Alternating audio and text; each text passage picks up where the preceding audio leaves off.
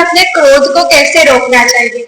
ये बात हमें पता है कि कर्म बनते हैं फिर भी हम क्रोध करते हैं, तो कैसे हम इसे रोकें। देखो ऐसा है,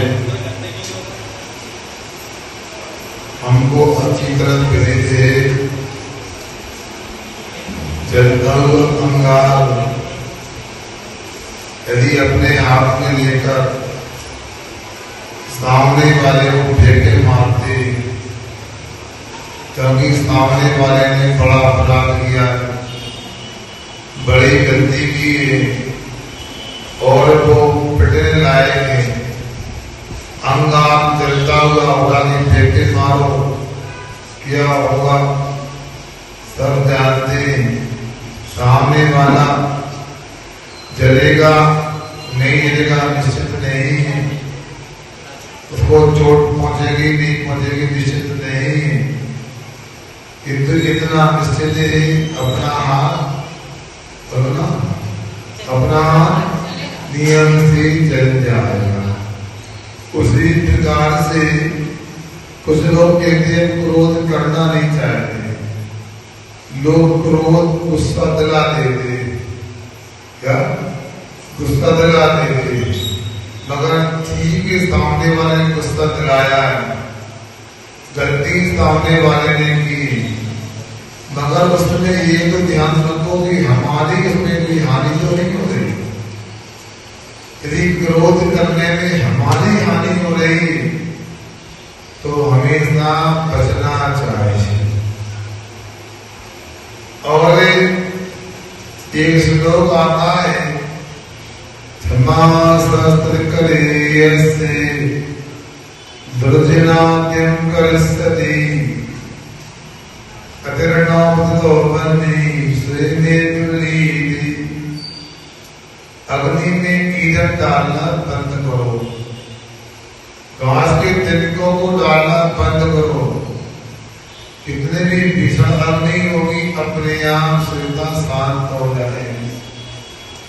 उसी प्रकार से जिसके हाथ में क्षमा रूपी तलवार हथियार हाथ में, उसका दुर्जन क्या करेगा, कुछ नहीं करेगा, अपने आप शांत हो जाएगा।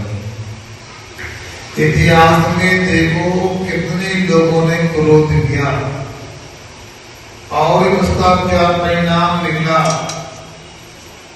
दीपाय ने क्रोध किया, उनके लिए अधोगति का पात्र बनना पड़ा।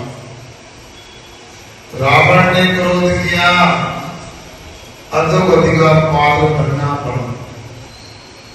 ये क्रोध अंधा होता है, जब आता है तो पता नहीं लगता और बाद में पछताना ही हाथ रहेगा। एक बुढ़िया थी, उसने अपनी मां से कहा मुझे मोबाइल लाके दो, तभी मां ने मोबाइल लाकर दे रही थी, किंतु बुढ़िया के हिसाब से विलंब हो गया था और बुढ़िया चौके में चाकू से सब्जी बनाने का काम कर रही थी। उसे गुस्सा आया और इधर उधर विचार तो किया नहीं, तो मां के पेट में चाकू मार दिया। अब बाद में पछताओगे तो क्या होगा। संभल कर काम करो, एक सेकंड का क्रोध जीवन भर पछताने के लिए कारण बन सकता है। क्रोध कसाय ठीक नहीं, अग्नि से जो शरीर जलता है उसकी तो मरम है, मगर क्रोध से आत्मा जलता हुआ आया है। कभी कसाय कोई भी अच्छी नहीं और क्रोध भी अच्छा नहीं। क्षमा ही धारण करना सर्वोच्च है। हम लोगों के साथ कुछ भी ऐसा अन्याय नहीं होता हम क्रोध करें। 5 पांडवों का नाम सुना होगा, कौरव को भी आप लोग जानते होंगे, और हस्तिनापुर के राजा थे कुरुवंशी, मगर पिता देखा जाए, पांडव आदि राज्य के हिस्सेदार थे, आदि संपत्ति के हिस्सेदार थे, आदि में कौरव थे, मगर नहीं माने कौरव, और अंत में क्या किया, युद्ध हो गया और मारे गए तो नरक जाना पड़ा। पांडवों ने समता धारण की, मोक्ष के पात्र बने। अपने को हमेशा क्षमा समता को धारण करना चाहिए, क्रोध से बचना चाहिए। हमेशा क्रोध के परिणाम घातक रहे, जबकि क्षमा और समता के परिणाम वह चमत्कारी रहे, वरदान रहे। और दूसरा, अपने मन में विचार करना, तो कौन की भक्त हो बताओ, कपट की पार्श्वनाथ की, जल्दी बोलो, सही सही बोलियो। यदि तुम पार्श्वनाथ के सबसे भक्त हो तो पार्श्वनाथ की तरह सहन करना, क्षमा करना सीखो, ना कि कपट की तरह क्रोध करना सीखो। जब जब क्रोध करने का भाव आए तो कहना, हे मन, तू कपट का भक्त हो गया है लगता है, पारसनाथ से रिश्ता तोड़ने जा रहा है। अपने आप क्रोध छूट जाएगा और ज्यादा हो और मन की मानता नहीं, क्रोध करना ही है। तो अपन लोग अच्छे लोग हैं, कोई भी काम करते मंगलाचरण होता है, तो आप जब भी क्रोध करो, हमारा दोनों हाथ से आशीर्वाद है, 9 बार नमो मंत्र पढ़ना, फिर क्रोध प्रारंभ करना, सब अच्छा हो जाए।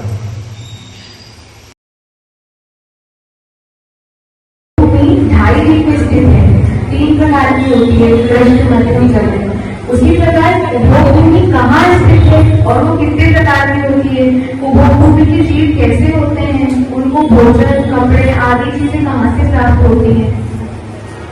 तो जब वो जीव का नक्शा देखो तो ये सब बातें समझ में आ पाएंगी। अब बिना नक्शे के मैं कैसे बताऊं, फिर भी पूछा है, थोड़ा बहुत बता देता हूँ आपको। ये तो पता है वो भूमि होती है, वो शाश्वत भी होती है, तात्कालिक भी होती है।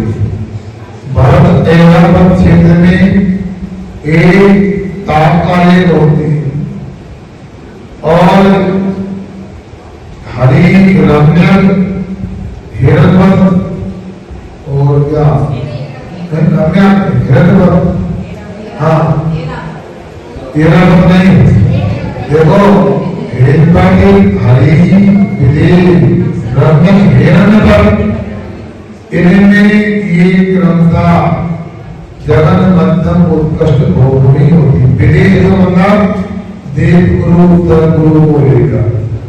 अब पूछा वो भूमि कहाँ होती है, तो आपको ये जम्बूद्वीप के भाग और धात्री कंठ के पहले जो लवण समुद्र होता है और धातियों के भाग और पुष्करणी के पहले जो कालोनी समुद्र होता है, इन समुद्रों में जो अंतरद्वीप होते हैं और अंतरद्वीपों में एक वो भूमियां होती हैं जो कुपाल को दान देने से उपलब्ध होती हैं।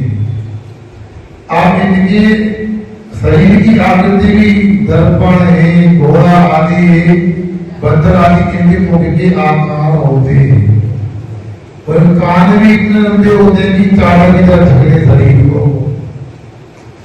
ऐसे वो भूमियां होती। उनका भोजन वगैरह भी क्या, वहां की मिट्टी भी इतनी स्वादिष्ट होती, तुम्हारा घर का हलवा काजू कतली फेल हो जाए। तो अपने तरीके से व्यवस्था है और जाना है तो अपने पेड़ों पर नदी आदि में लेना चाहिए। कुमारी सची ने अगले प्रश्न की तैयारी श्रीमती अनीता जी ने। नमोस्तु नमोस्तु नमोस्तु। मेरा प्रश्न है कि हम बोलते हैं कि अग्नि कलिकाल में हमारे 24 तीर्थंकरों में से एक रावण भी होंगे, पर अगले काल में हमारे 24 तीर्थंकरों में से एक तीर्थंकर रावण होंगे। पर अभी लोग अनर्थ में हैं, तो उन्हें मोक्ष की प्राप्ति कैसे हो सकती है? नमोस्तु महाराज। देखो आपसे पहली बात बताएं, ये त्रिकालिक हो रही है। कौन सुनेगा क्या ध्यान से अपने को समझना चाहिए। इसलिए कई बार फिर ये करना होगा, बाद में पूछना होगा। इसलिए कितना कहेंगे हमारे यहाँ पाप से द्वेष होता है, पापी से द्वेष नहीं होता। शास्त्र में जो कथन आया है उसमें ये आया है कि जो लंकाधिपति है वह भी भविष्य में तीर्थंकर भगवान बनेगा। कब बनेगा? कितने बहुओं के बाद बनेगा। इतना कथन आया है, तो विशेष बात को समझने का प्रयास करना चाहिए। श्रीमती अनिता जी समय का भी ध्यान रखना।